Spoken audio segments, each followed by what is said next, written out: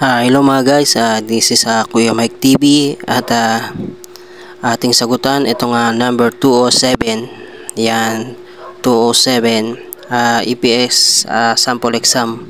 Tara guys, samahan nyo ako. Yan, basahin na natin ha.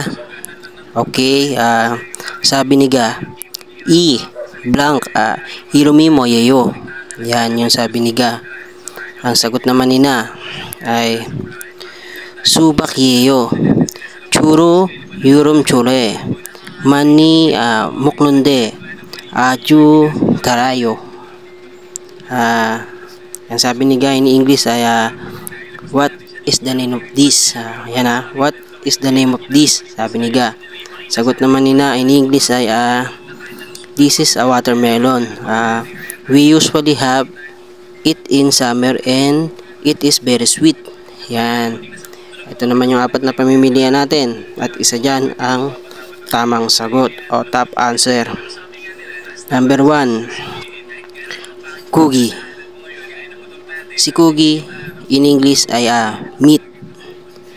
Yan. Number 2, Guaja.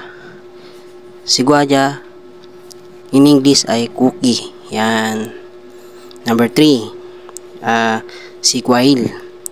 Guail in English ay fruit. Yan. And ang number 4 ay si Sikdang. Sikdang in English ay restaurant. Yan. Guys, sa tingin nyo, anong tamang sagot? Yan. Pili na. Ayan, okay. Ulitin natin ang tanong sabi ni Ga, E blank, Hirumi Moyeyo. In English, what is the name of this?